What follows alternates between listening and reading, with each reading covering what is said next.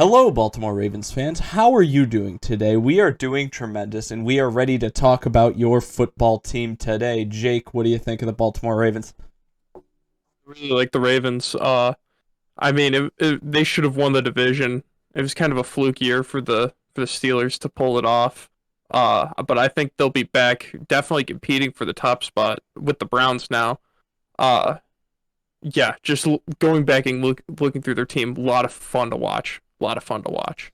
Yeah, especially if the Steelers go 3-14 as you say they're going to. Yes, yes. Okay. Okay. Yeah. Go back and check out our Steelers video, Ravens fans. I'm sure you'll love hearing what Jake has to say. I'll get into what I have from last season for them. Patrick Queen is an exciting player, and I'm excited to watch him more this season. Devin Duvernay is kind of getting screwed over really here. He's an interesting player, but now he's probably just like their wide receiver number 5 after what they did this offseason.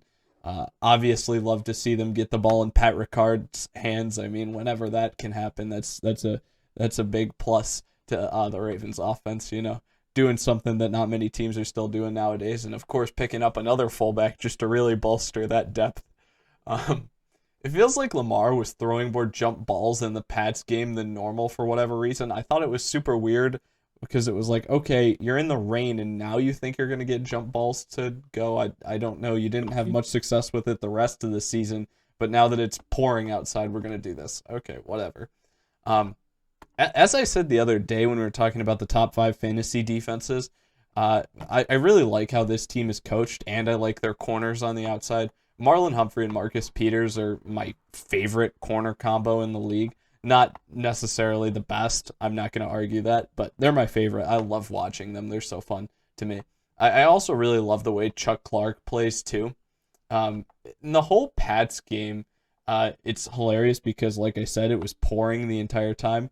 But even funnier with that was the fact that once they actually had the 2-minute drill where they had to go score, it just even more so. It just downpoured even heavier, and it was just like, wow, that is terrible luck. Um, they should have had the lead at half against the Steelers in their Week 12 game, but had a very sad drop. And I wasn't watching that game, so I didn't realize how much that could have changed the game there. Because I was at work at the time, and that was a midweek game if I remember correctly because of everything that happened last season. And yeah, I missed that, but that would have been huge for them to have a chance in that game. The offensive line really pass protected horribly in that Pittsburgh game though. Like it was just not Mm-hmm. good. RG3 was just like all over the place. And what's funny is even though Trace McSorley just gets in right at the end for RG3 in this game, he actually has like more solid passing plays than RG3 does, even if RG3 finished with a better completion percentage or whatever. Um, Lamar is obviously still amazing in the run game. These Browns Ravens games, because that's the next game I watched, the Monday Night Football game for the Browns and the Ravens. I feel like this is going to be the new AFC North Ravens Steelers old rivalry. Like maybe not the Mm-hmm. same style of football, but just like the game that everybody gets excited for in the upcoming years is going to be Browns Ravens. I think those will be awesome games to watch. Um, I like the I like that the team used a lot more of J.K. Dobbins later in the season. I think that was a good choice. And the fact that the Ravens can have 42 points at a point in a game that Lamar basically was playing the whole time, and he has 12 pass attempts to that point, is just like shows the reason that they'll be competitive in this league because they're playing such a different style of football and unlike any other team in the league, and it just makes teams have to game plan completely differently for them, which is really tough when almost everybody else is going the exact opposite way. Then when they played the Titans game was the last game I watched in the wild card round. Uh, it's funny that I could watch 3 games and not see Marlon Humphrey get worked once, and then the wild card game against the Titans, just AJ Brown goes to work 3 plays on the opening drive for the Titans against him in man coverage, and it's just funny just seeing how much more even against great players AJ Brown can do. And he has an Mm-hmm. amazing first drive, and it just even though that's a comment towards AJ Brown once again, who we can never stop talking about, it's also there in the fact that Marlon Humphrey can go like 3 games without making a mistake. And I mean, Marcus Peters wasn't slacking either in those games. It's just a testament to how good those two corners are. Um, Lamar does throw like one disgusting pass at every game, like at least one. I mean, there's the one against the Titans where it's a deep ball, maybe kind of like up the right sideline to the somewhere between like the right hash and the right sideline, and he just chucked up, and it's terribly underthrown. It's disgusting, and it gets picked off, I think, by Kenny Vaccaro, but it's not a good throw, and that happened once in basically every game I watched. That's just the best example of it I have. And I feel like at the end of the season, they really allowed Marquise Brown to figure out his role in the offense, and with what they added this offseason, he's not going to feel as much pressure anymore and just be able to do what he is actually good at, which he kind of actually started doing at the end of the season, really found his own, being able to do what he's good at and not feel like so much of the weight is on his shoulders. And to people who don't enjoy the run, like watching teams run the ball as much as the pass generally, I mean, I just have to ask, I mean, even with this team, because this team is super fun to watch run the ball, in my opinion. And the last note I have is, even though I already mentioned the Cleveland Baltimore rivalry kind of being the new rivalry of the AFC North, it's really going to be interesting to see how this Tennessee Baltimore rivalry continues to go for years to come, just with how those teams feel about each other, obviously not loving each other much at all. Yeah, yeah, that's gonna be a fun one. I'm gonna pick up kind of where you left off with Marquise Brown at and their wide receiving cores in general. During the season, at least towards the end, because I did see exactly what you saw, they had no threat at wide receiver. I mean, for a good majority of the season, Willie Snead was probably the best wide receiver that they had on the team because he was consistently making catches. And then towards the end, Marquise Brown's volume of passes getting thrown to him went up, and he is a guy that's built for the Ravens offense. He can run around and do everything. He's super quick. One thing that he was praised on coming out of college was being able to create separation, and that's something that he struggled with at the next level.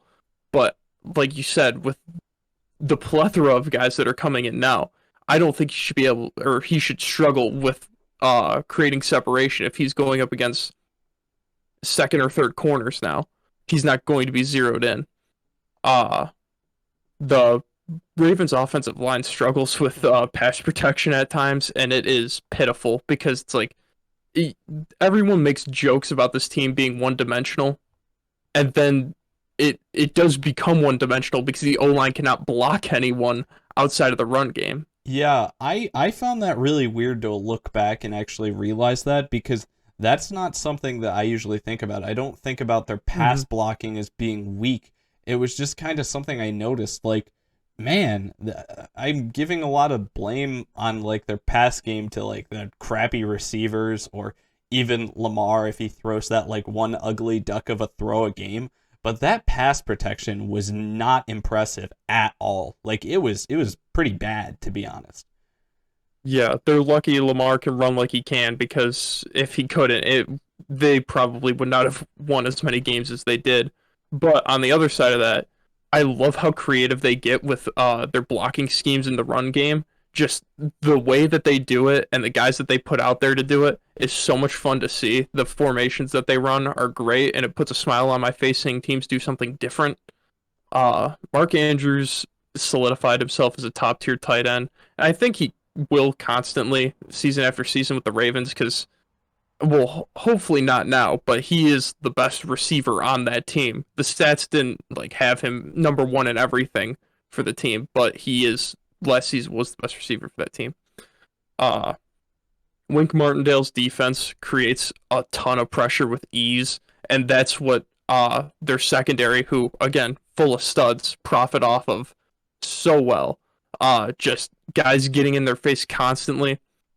And with that, Marcus Peters had a way better season than I thought he did. I just was like, oh yeah, he's Marlon Humphrey's number two, and looking at it, I'm like, whoa, okay. Just looking at games and then eventually looking at the stats, it's like, yeah, this guy balled out last season. Uh, J.K. Dobbins exploded onto the scene towards the end of the season. He only started one game all of last season. Hmm. And I think that was mainly they wanted Mark Ingram to start most of the games when he was healthy. So they would like put him out there for like the first carry of the game. And then like J.K. Dobbins would take over at that point, which is weird. But that's kind of what I noticed in the late season games before they ended up cutting him. Was just all right. Week 15, let's give Mark Ingram his carry here. All right, you're gonna stand on the sideline for the rest of the game now. Let's get Dobbins out here. And Justin Tucker remains automatic except when he's in Buffalo. Absolutely, absolutely. For stats, here's what I'll shoot off really quick.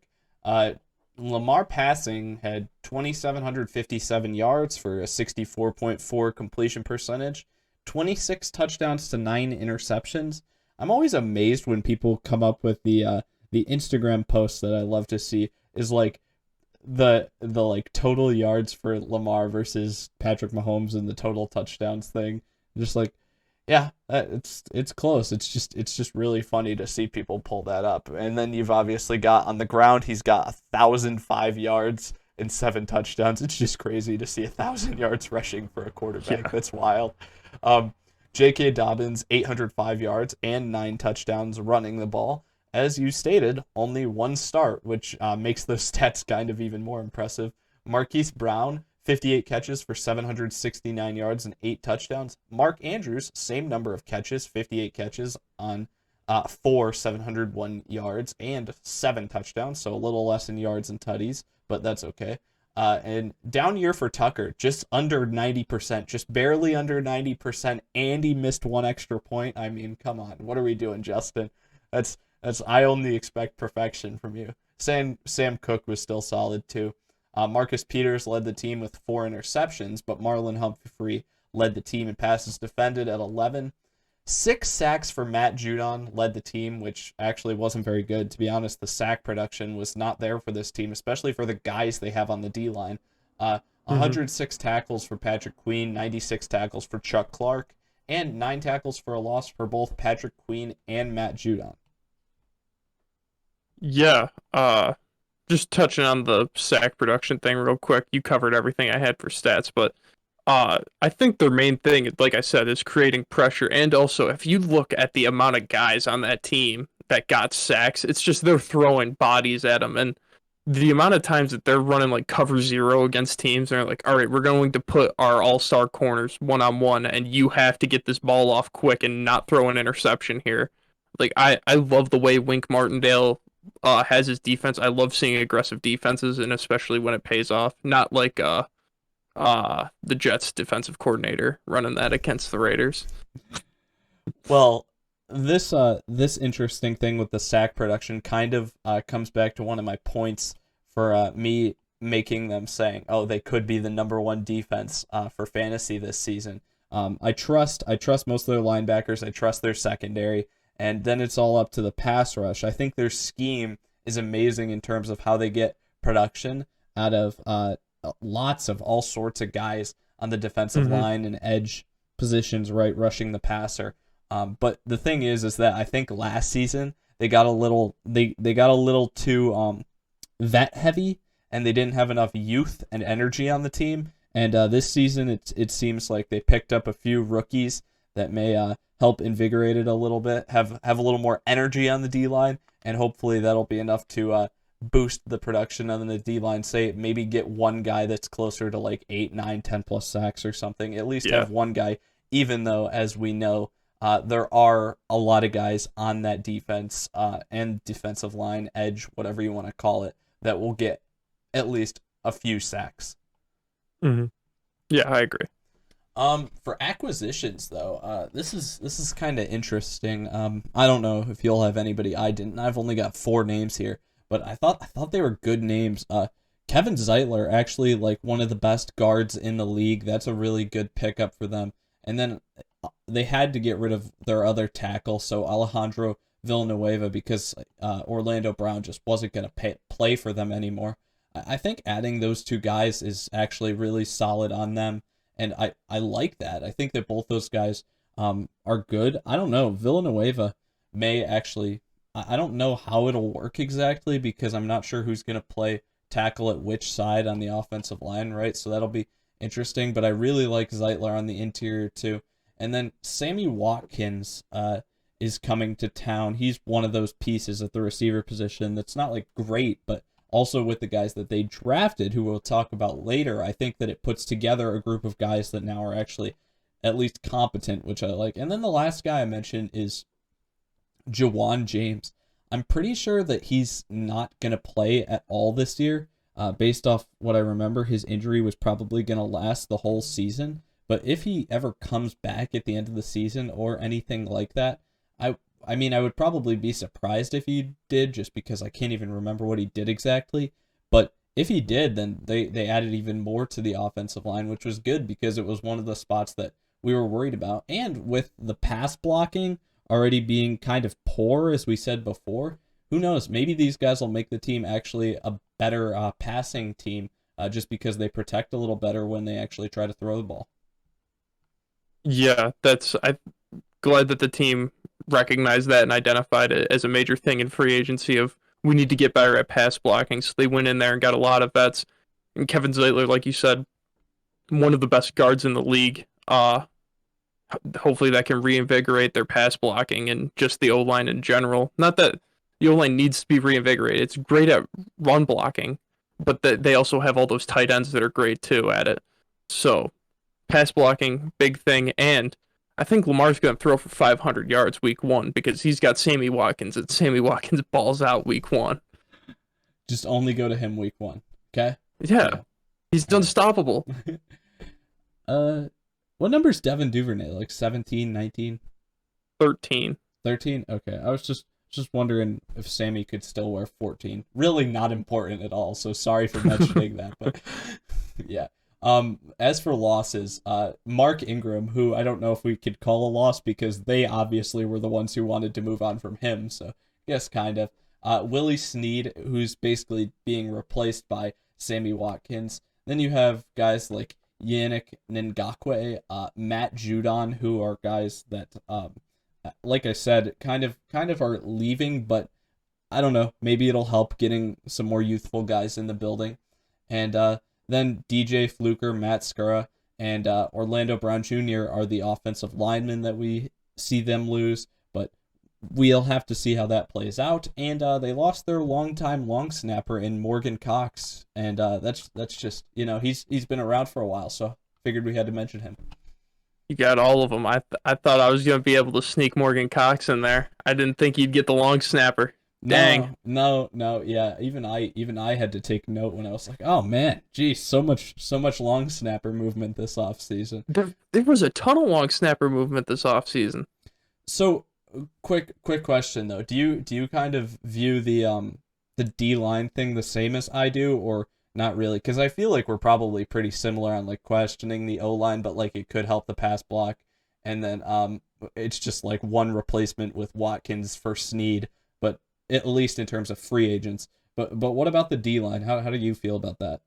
I would have liked if they went out there and got some guys. I'm not talking like even starters per se, just rotational guys that you could be putting out there, or even camp bodies. See what you can get out of that because they do need some youth, like you said. They got way too vet heavy and depended on vets to do things, and late in the season, like those old bones need a rest. And they addressed it in the draft, which is good, but you need to just have some youth on your team if you're competing for a championship. Vets are great, but you do need youth.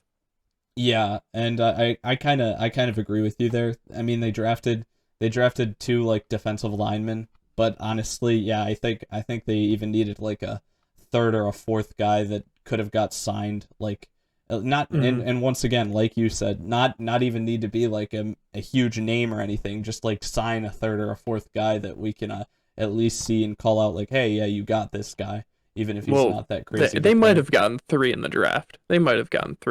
We'll get there. We'll get there when we talk about it. Oh, we'll get there. Did I skip a player again? Oh boy. Oh no, you might have not done your research though. Oh, okay, that's fine. It's fine if I didn't do my research. Okay, for the draft though, you ready for the draft? Mm-hmm. Okay.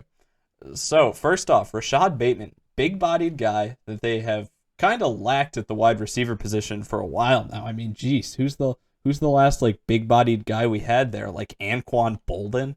Like I can't like think of Yeah. anybody off the top of my head. Like there were kind of some taller guys, but not really like body type guys. He still has solid speed, and I really like this pick. I think he was my fifth receiver behind the obvious top three, Kadarius Toney, and then him. He was fifth, so I'm cool with this pick. Yeah, I mean, I was not as high on the receivers that went really early in the draft as others. Bateman was my number three receiver. I like how crafty he is with his routes, being how big he is and going to get those jump balls. He's a guy that the Ravens really needed to get in the draft. And I think both you and I had him mocked to go to the Ravens too. So good on us for being able to predict that. Yeah, actually, I had one of these receivers going to them. I can't remember which. I had one of them. I think no, I think I may have had Tylen going to Tennessee. I don't know, but yeah, something. I got a Yeah, receiver something right like for that. this team. One of them. I'll take credit even if it's completely undeserved. Um, Odafe Owe, formerly known as Jason Owe, is a solid presence whether working outside or inside. This guy should make them a lot better on the D line this season, where they are usually pretty productive and were not as much last season, at least in terms of individual sack numbers. Yeah, you can move him all over the line. He's got a quick first step, but does not rely on that as his only move. He does have an arsenal that he can get into and use. And Penn State, they were just throwing anything at the wall at teams when it came to pass rush. Like, I'd be terrified if I was a quarterback going against Penn State and those guys coming at you. Yeah, they were pretty good on they were pretty good on the D line and just in terms of rushing the passer and everything like that. Next, I got Ben Cleveland. I like going guard here to really make that line feel like it's still has a solid presence, even though they lost a lot of guys from it this offseason. That's kind of what I had to say. I actually did try to look up some stuff on him, but uh, just not good cut-ups. O lineman Nothing, tape is the hardest stuff to find. not good cut-ups at all. There was nothing good on him to actually look at. Yeah, very solid guard. I don't know if he's gonna start immediately, but he has the ability to. And I mean, obviously, if you're drafting any offensive lineman in the top three rounds, you're kind of to be able to start at some point. So I like the pick. Yeah.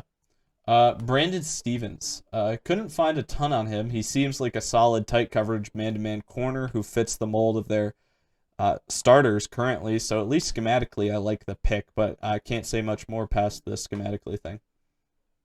Yeah, this is the one pick of theirs that I'm really not a fan of. But they drafted two corners, and I like the second corner they took a lot more than him. Yeah, Uh, he reacts to the ball well. I mean, he kind of a mediocre corner from what I saw with his talent wise, but I just really like the second guy that they took more than him. it's funny because the next three guys they take are all at positions they had also already taken in the draft. So they're Hmm. like a team that realizes, hey, we need help at these positions. But I would argue that the value they got for the next three guys is all better than the other three guys. Like the value for Yeah. these next three guys is really good, like Hmm. really good value. Whereas the other guys before, it kind of just feels like they went where they should have gone or they should have gone lower. So I mean, I feel like these next three guys really good in terms of where they picked them. Tylan Wallace, I thought he was going to be like a second rounder, maybe fall into the third round. I thought he was going to be a late second rounder. He isn't that different from Rashad Bateman, maybe faster, and is way better value than Bateman. He should have been picked much higher. Bateman, good value. Tylan Wallace, right here in the fourth round, is great value. Yeah, he plays way bigger than he actually is. And that's like, you look at him play and then you see that he's only 6 feet tall. You're like, geez, this guy can jump with how bad he is mossing guys. And he's also deceivingly fast. And I guess deceivingly fast isn't the right thing because he's 6 feet tall. But just with how big he plays and you see him moving that fast, like you said, he's probably faster than Bateman. Uh, he's I liked him a lot. And I mean, I had Bateman at three for wide receiver. I had him at four. So, like, those two guys were right there with each other. So the Ravens got great value with receivers in this draft. Yeah. Yeah. Sean Wade, amazing athleticism. He played everybody really tightly and can do anything all over the field, cover, tackle, blitz. I really liked a lot what I saw from him. Um, I feel like I, you see, the problem with this is we don't cover the draft until like the draft is actually coming around, and then we know who's coming into the draft, and uh, you know, like guys can stay in school or whatever. So we just watch the guys that are Hmm. actually coming into the draft. I feel like this guy was a name I was hearing last year saying that he was like gonna be closer to like a Jeff Okuda type pick because he was Ohio State too, and then he was the guy opposite him, and I feel like he had that hype, like he was gonna go early first round. Maybe I'm confusing him with somebody, but what happened? Because like I wasn't unimpressed with what I saw, but I just don't know if there was an injury or something else. I mean, you may not know either, but do you remember No, that?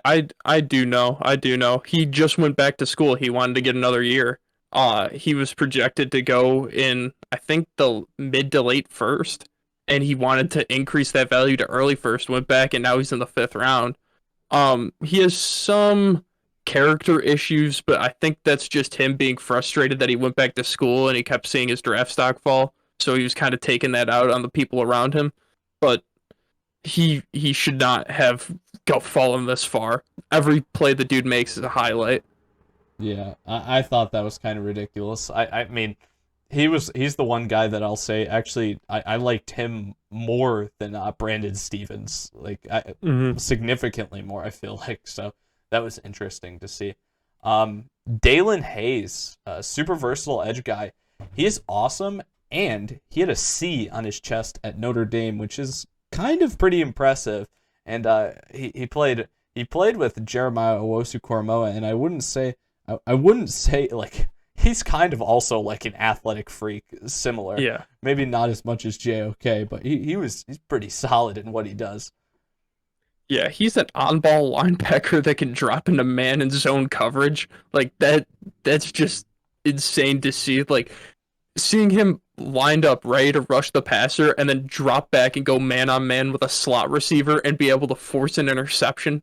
Like very few guys could do that, let alone a dude in the fifth round that is getting taken here. And I can't wait to see what Wink Martindale does with this guy because he gets creative with things. And if he could run like a cover zero and leave a dude in the slot, and it's like, oh, he's got no one lined up against him, and then send him out there to cover him, that would be awesome.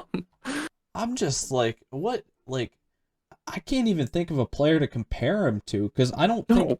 I don't think I've seen a guy that lines up just straight there, like looks like in the position he's lined up in, he just looks like DeMarcus Ware. That's like the youngest version Hmm. of me, like a 3-4 edge linebacker, and just like is consistently making plays in coverage. I can't think of a guy who did that, like or who I've seen do that. It's so unique. Like it's not many guys. It's like if those guys usually line up there, they're usually rushing the passer.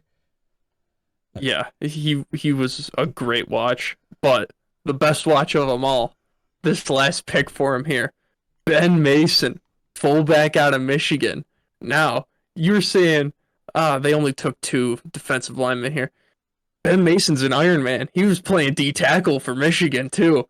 He won the award two times for Michigan that teammates vote on for toughest player. And I know I did my research for our fullback episode. You didn't watch any fullbacks, but I did, and he was number two for me. Kid from LSU was number one, but that's because he was kind of an athletic freak. Ben Mason is a pure hard nosed sledgehammer fullback. He played fullback, running back, and defensive tackle. He's a great lead blocker, and like I said, absolute sledgehammer up the middle. Yeah, I just said, I mean, it is fun, but he isn't impressive running the ball, so it must be for blocking because, you know, when you look up a guy, they want to show you the plays with the ball in his hands, and I'll tell you, when he has the ball in his hands, it's not anything too impressive. But is Oh, he a you can good find tape on him blocker? blocking. Is he a Yeah. good Oh, blocker? he flattens guys, man. Okay, He's a good. freight train when he gets out in front. That's what I want to hear from for Ravens fullbacks. That is what I want to hear. But the thing is, they got Pat Ricard, and this dude's kind of like a younger Pat Ricard, and Pat Ricard's only like 26. See, I What's can't with the wait. Ravens and not wanting to pay fullbacks? I can't wait for them to step on the field with that 30 personnel pistol. That's going to be absolutely amazing. That's what I'm excited for. That's all I'll say. Oh, Um, jeez. Harbaugh's got something up his sleeve. or maybe even like 32 personnel pistol. That would be even better. Jeez. Yeah. Then I have one UDFA. Did you look at them? I did not. Okay, I think you're gonna die laughing when I tell you this. Okay. Do you remember how weird the safeties were in like judging them and stuff? Mm-hmm. Okay. Yeah. What did you say about Trevon Morig first? Said that he was like the 11th best safety in that class. Very Okay. mediocre. Didn't think he was very good. Okay. Yeah, I didn't love him either. Neither of us loved him and we're like, okay, this kind of seems like this is the guy that most people are saying he's the best, but this is Wait, weird. they got our Darius Washington, didn't they? As a UDFA. There were guys that were saying this guy was like a second round pick or something, and this kid went undrafted. I just love talking about the safeties in the draft because nobody has any clue what's going to happen, and it's hilarious. Seeing that little guy run around out there is going to be awesome. I can't wait to see him make plays. I mean, I think Deshaun Elliott, is that the name of the starting free safety for them right now? Is that his first Think name? so. Yeah, Think so. I gotta say, I wasn't like too blown away by him. Maybe Ravens fans can tell me a little different, but it would be like I don't like Ardarius Washington like much at all. Didn't like Morig. Didn't like Ardarius Washington even more. Had no clue why these Texas Christian University safeties were ranked as highly as they were, and people were going crazy about them. But obviously, the NFL scouts agreed with us because nobody even bothered to pick him, which is funny. But it would be funny just if he got out there on the field because he just There's a not a fun lot of story. competition in that safety room. I'm trying to think of all. Geno Stone It's is one of it's them. just Chuck Clark. It's basically just Chuck Yeah, Clark now. So yeah. yeah, yeah. I mean, I want to see him get on the field because he was fun to watch. It's just he's really small and you know, yeah, not that uh, crazy. Just rooting for him yeah. because it's funny. Um, Hmm. uh, especially because like, oh, he could be a second round pick. No, no, not even close. Um, schedule. Over under is 11 wins for this team. I don't know, that kind of feels about right for them to be honest. But I'll you ready for me to get into my schedule Yeah. prediction? Jump into it.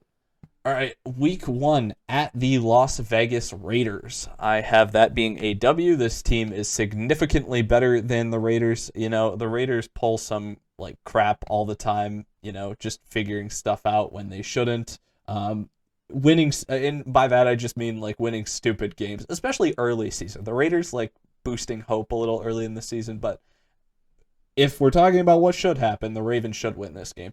Week 2, they play the Kansas City Chiefs. I really can't believe that they gave us this game so early in the season. They didn't even let it like marinate at all. They were just like, oh yeah, we'll give it to you. But luckily for the Ravens, and I say this at the end too, is a lot of their tough games fall at home, which is really lucky. Yep.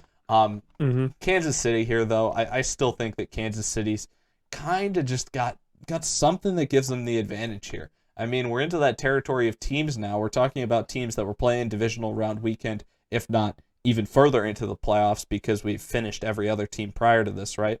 Hmm. So all these teams are good and really probably have the potential to beat almost anyone in the NFL unless they just had a terrible offseason. But for the time Or being, lose their quarterback. yeah, yeah, that's true. Well, terrible offseason. That's what I meant. Um, Yeah, no. But I have an L to Kansas City for week 2. At Detroit, week 3, I've got that being a W. They're way better than Detroit. Week 4 at the Denver Broncos, also still way better team than the Denver Broncos. And then week 5, this is where you could start getting into like an argument about maybe one team being better than another. But I still like where the Ravens' depth is more than the Colts. The Colts are looking to have like a good trajectory coming up here in the future, but for the time being, I think the Ravens should have that number. And also, still, once again, tough game, home game. That's pretty lucky. Yep. And week 6 is a matchup against the LA Chargers, who you like a lot. But once again, lucky for them, they're the home team, and I don't like the Chargers as much as you do. But I think they'll be at least a solid team this season, and it's still an impressive win for the Ravens. But I still think that they're kind of going to be running well here going through week 6 because that'll put them at 5-1.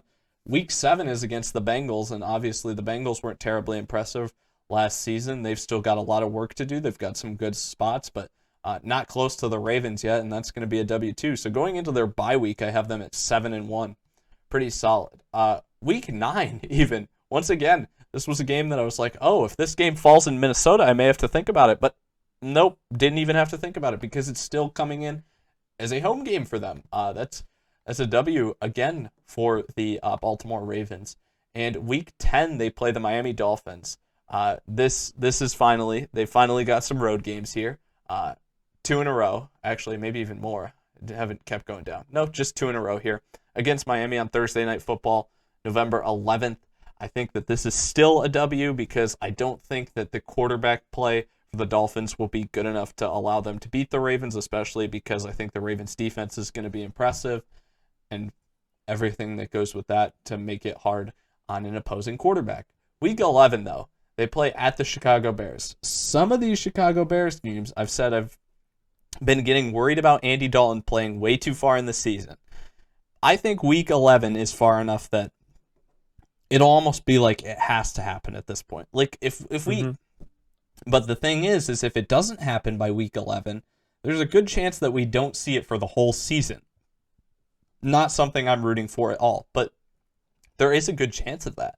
And they play at Soldier Field, week 11 of the season. And if Justin Fields is playing, I think this is going to be a loss, and I think that he will be playing at this point. So I'm giving them the loss to the Chicago Bears. Week 12, they play the Cleveland Browns, and they play the Browns at home here. Just because I think the Browns are actually like a better roster, and actually probably, I know it's crazy to say this because of how good the Ravens are, but they're probably a significantly better roster than the Ravens. Like, actually, in terms of like what's on paper, that Cleveland team is very good, and I think in a lot of matchups you would say that on paper this Cleveland team should beat like nearly anyone, like KC, some other teams like that, Tampa Bay, may give them a good run for their money in terms of depth. But the thing here is that I think that the Ravens, for whatever reason, have just kind of had Cleveland's number for a while, and it won't be until week 14 that they're finally able to flip the script and Cleveland will fully figure out who they are. But week 13 at Pittsburgh, we talked about Pittsburgh a few episodes ago. We don't think Pittsburgh's going to be very good. That's a W. Then there's the week 14 game at Cleveland that I finally think they drop. Cleveland finally gets the better of them, and it'll be really interesting if they don't meet up in the playoffs to see how the offseason goes next season, to see if they can kind of balance the at least level of talent on the rosters, like I said, because even though they're really good already, I mean, I don't think there's many people that are going to say Baltimore has a roster that's much better than Cleveland, because I think Cleveland's roster is much better than Baltimore's. Week 15 against the Green Bay Packers, I have this as a W for the time being, everything we know. I'll leave that at that against the Packers. Week 16, they played the Cincinnati Bengals, still significantly better than the Bengals. And then week 17, just because they got a lot of tough games in here, and I feel like I probably should have given them another L. Not sure if it's actually going to be here, especially because, like I said, a lot of these games fall for tough games for them, fall as home games, which is very helpful. But they play the Rams here. Maybe they have like just a slight hiccup game, but the Rams are a very good team. They could drop this game to the Rams, and I have them losing this game to the Rams just because I felt like otherwise it was a little too good for who they're playing on the schedule. And then week 18, they play the Steelers again, and I think that they're a lot better than the Steelers still, so that's a W. I got 13-4 for them. They get lucky in the fact that most of their tough games fall at home. The defense should be better with a more youthful D-line. The offense should be significantly better now that they have 4 or more competent receivers, in my opinion. The run game shouldn't drop off as they added plenty back on the offensive line where they lost others. J.K. Dobbins should be the clear number 1 RB from day one in the season. And you still have a game plan completely different from for other guys to game plan against. Like, the offensive game plan is still completely different than anyone else is running in the league. So it's still a very tough team to go out against no matter how often you see them because it's so different from everybody else. Yep. All right. Now for their schedule too. It is hard to like look at this schedule and not realize almost instantly that every single difficult game that they have is at home, except for their game that they have to play against Cleveland at Cleveland. Almost every single game is at home. It's ridiculous. Mm-hmm. Week 1 at Vegas, Baltimore's just way better than Vegas. I think that's gonna be a win. Week 2, home against Kansas City. I was contemplating giving them the win here, but they haven't proven that they can beat Kansas City yet. And until that happens, I mean, it's really, really hard to give them a win here. I mean, I said that for the Titans, and I was wrong about that for the Titans because the Titans did beat KC in 2019. But I did look back, and the Ravens have not beat Mahomes since it's been like Lamar versus Mahomes and all that. So I think that's an L. At Detroit and at Denver, 2 easy wins there, unless some big movement happens to Denver. I think that's gonna stay 2 wins straight. Indy, this is the closing game for Indy. In their gauntlet of games that they have to play to open the season that are just ridiculously difficult.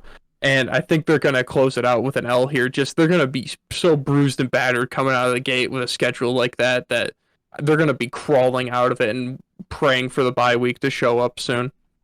I think Baltimore capitalizes on that.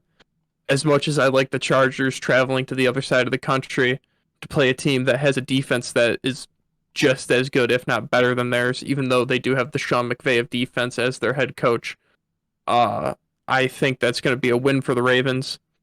Home against Cincinnati. I do like the changes that Cincinnati's made. Don't really like their first round pick, but can't really do much about that now. They're going to show improvement, but they're going to have to improve a lot if they want to even split with the Ravens this season. So that's going to be a win for the Ravens. Heading into their bye week, they come out and they face Minnesota again. And I don't like Minnesota that much, but like you said, if this game was at Minnesota, I'd actually have to think about it for more than 2 seconds. But it's not. It's at Baltimore. So I think that's going to be a win. At Miami, there's going to be a lot of QB turmoil in Miami. I think at this point in the season, if Tua is not playing, or if Tua is playing how we think he's going to be playing, I think that's in. At Chicago. Now, I have also been thinking this. Like, my thoughts of Justin Fields starting like week 3 or 4, that's kind of been fading away now with more news that has been coming out. But I was thinking, if Andy Dalton is starting this game, it's going to be a loss. If Justin Fields is starting this game against a Wink Martindale defense, who you've seen even like the best quarterbacks in the NFL crumble under, I don't think he's going to be able to have an on-par performance like he would, even if he has been starting since week 3. So I think that's going to be a win against Chicago. Home against Cleveland, I do think that they still reign supreme over Cleveland, at least for this game. I think they split it with them. I find it funny, though, because I was looking through matching up all the schedules and everything in Cleveland. It's at Baltimore bye, home against Baltimore. Yeah. So they've got 3 weeks to prepare for them. So that's why I think that could also be an L for the Ravens in the second game. But at Pittsburgh, I think Pittsburgh's a joke. 2 easy wins for them facing Pittsburgh. I know divisional games are tough, but they have no one to block. Big Ben's going to be a statue. It's going to be too easy to rack up sacks. At Cleveland, like I said, I think that's going to be an L. Home against Green Bay. Now, this can be a difficult game, but with everything that's going on, for right now, it stands as a win, but it is subject to change. At Cincinnati, W. Home against the Rams. At this point in the season, the Ravens are 14-2. I still think that they're competing to win the division at that point. I think that them and Cleveland are going to have the same record, if not 1 game off, plus or minus from each other. I think the Ravens have to go out and try to win this game. It's not like, because most teams in divisions be like, we're 14-2. We could rest the starters for 2 weeks before we go into the playoffs. Uh, the Ravens, I don't think they have the luxury to do that, having Cleveland in their division with them. I think they go out there having home field advantage and the Rams having to travel across the country. I think they get the win here, and then they end it home against Pittsburgh. And again, I still think they have to compete and try to win this game in order to win the division. And they go out there and win it with the starters going against Pittsburgh. Do I think the starters play the whole game against Pittsburgh? Probably not. It's probably going to be like a Buffalo-Miami game where you have the starters play the first half, and then the backups still go out there and crush the starters for the other team. Uh, so that ends the Ravens season with a record of 15-2. That's really high. Yeah. Yeah, looking at Cleveland, because they're gonna be coming up soon. We still got 15-2 for Baltimore. Meanwhile, you're saying Cleveland's still going to be competitive, which means that Cleveland has to be at least 13 wins for you. You still have Kansas City in this conference. We have the NFC West coming down to week 17 or 18 for you, which means that those teams are probably going to be at least 14 or 13 wins in the Rams and the Niners. And then you still have Tampa. We're going to have 6 teams, and I know we're adding a game here, so it doesn't mean 12 wins necessarily. We can call 13 wins 12 wins instead. Like 13 wins now is the new 12 wins, right? But we're going to have 6 teams that had 12 wins before or whatever, because that's what it's seeming like we're going to get to with you. I don't know. I think this might be one of the first times, at least in recent memory, that the NFL is going to have 2 halves. There's going to be maybe 1 or 2 teams in the middle that have like an 8-9 record. I think it's going to be either you're bottoming out and you're just tanking, or you are competing to win a Super Bowl. That wasn't even including like our Bills, because I'm so used to just counting them out. But like the Bills, I'm guessing you're going to say for the Bills, like they're going to be close to a 13-win team too, probably. Which means we got 7 teams at that many wins. I don't even, I'm saying this, but I don't even think I disagree with you. I think my Rams one was at 11, so I'm like 1 team less than you. Or I can't even remember what my Rams one was now. But 11 or 12, something like that. Yeah, but I mean, still, that's a ton of teams winning that many games, and I do think you're right though. I think it's going to be wild to see how many kind of like high win teams we have this season.